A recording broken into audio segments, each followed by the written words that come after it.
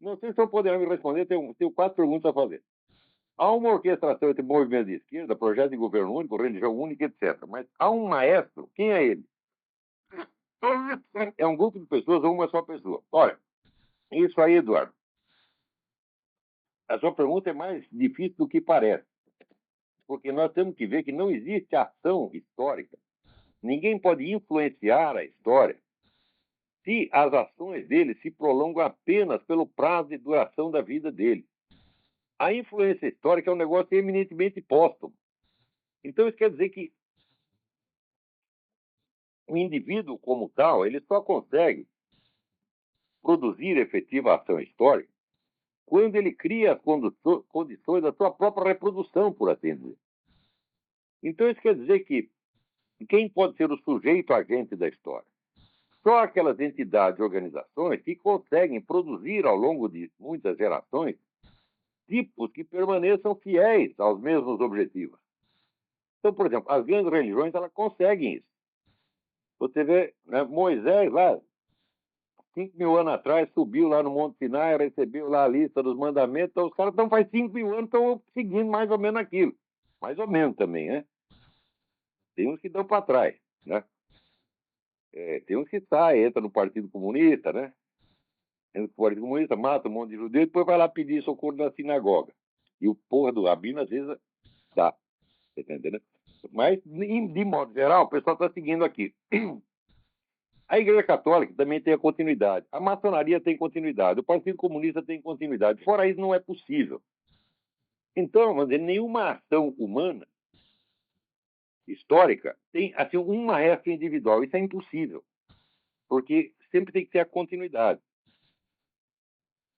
Então, você tem que procurar, vamos dizer, as entidades que estão por trás disso. Você tem, quer dizer, sociedades esotéricas que duram aí 300, 400, 500 anos e prosseguem naquele objetivo.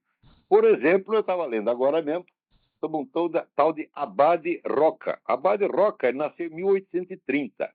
O Abade Roca é ligado a todas as sociedades ocultistas esotéricas da França. Ele concebeu o plano de um concílio, tá certo? No qual, quer dizer, a igreja seria desde dentro transformada em outra coisa. O programa do cara foi todinho cumprido no Concílio Vaticano II, mas igual, igual, igual, igual. Através do que foi o Abade Roca fez? Não, ele fez isso dentro do contexto de uma organização ocultista. Essas organizações ocultistas, esotéricas, são coisas que merecem estudo muito sério. Isso não é teoria da conspiração, não. Quer dizer, quando um historiador começa a atribuir tudo a forças impessoais, tendências históricas, ele está enrolando. O que existe é a ação humana, né? Que pode ser uma ação ostensiva ou discreta. Mas a maior parte das ações decisivas, elas não são públicas e nem são secretas, elas são discretas e difusas, de maneira que fica difícil para o observador leigo rastrear aquilo. É preciso muita pesquisa, você precisa ir lá nos documentos e aos poucos você vai juntando e vendo o que uma geração fez, o que passou para a geração seguinte, como é que foi fazendo. E assim essas linhas de ação se prolongam por 100, 200 anos. Né? Agora, dois, que vantagens integrantes da KGB de décadas atrás colheriam de planos para 2 ou 3 gerações futuras? Não é só a KGB aí. Estou falando de todas essas organizações. Não se trata propriamente de vantagem, é uma maneira de ser. Claro que vantagens o sujeito colhe, mas ele colhe desvantagens também. Por exemplo, Lenin, você pode dizer que a vida de Lenin foi confortável, foi uma delícia? Não, foi um desconforto, foi só sofrimento, só problema. Tá certo? E quando chegou no poder, desfrutou do poder durante 1 ano e meio, teve lá um derrame, ficou paralisado na cadeira e não ganhou nada com aquilo. Por que ele fez isso? Ele não fez por vantagem, ele fez porque ele era assim. Essa ideia de que nós buscamos vantagens é uma ilusão criada pela própria ideologia liberal, que todo mundo busca vantagens. Né? Ora, o comportamento baseado em vantagens é mínimo no ser humano. A maior parte das coisas que você não faz por um cálculo racional das vantagens. Você faz porque é o seu hábito, é a sua maneira de ser, é a sua inclinação, e assim por diante. Você age de acordo com aquilo que você é e não de acordo com aquilo que idealmente lhe traz vantagem. Você vê, o seu caráter, a sua maneira de ser é uma coisa permanente e real. A vantagem visada numa ação é uma coisa meramente hipotética. Tá certo? Se você fizer um cálculo de vantagem, quem diz que, mesmo sabendo a vantagem, você vai agir coerentemente na direção daquilo? Não, você não vai agir de acordo com a vantagem. Você vai agir de acordo com o que você pode. E o que você pode é determinado pelo que você é. Né? 3, essa gente toda é idiota e enganado ou é mal intencionado? As duas coisas. Quer dizer, a idiotice não é normal no ser humano. Tá certo? O normal do ser humano é ter uma inteligência normal e buscar a verdade. Né? Agora, não existe essa coisa, vamos dizer, do pessoa boa, mal intencionada. Como é que você pode ser boa e ter má intenção ao mesmo tempo? Tá certo? Ele é bom, mas ele está enganado.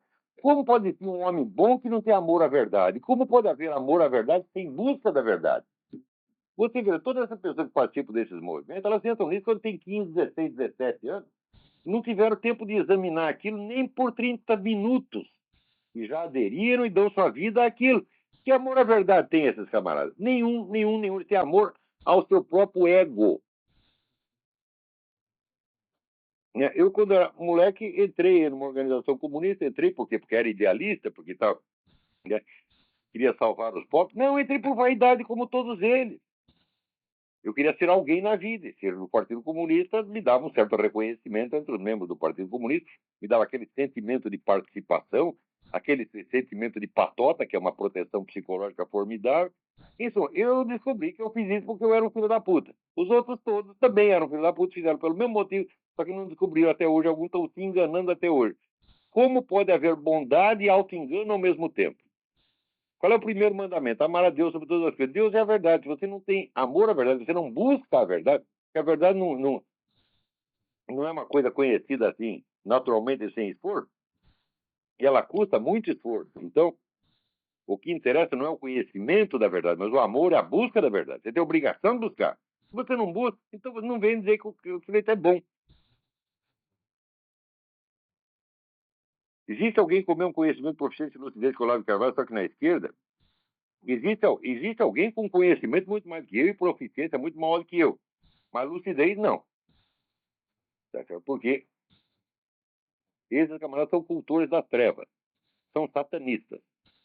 Tá certo? Eles venderam a inteligência em troca, vamos dizer, de uma astúcia demoníaca, que lhes permite obter poder, dinheiro, essa coisa toda, e passar por bons na frente perante milhões de idiotas. É isso que eles querem e isso que eles conseguiram.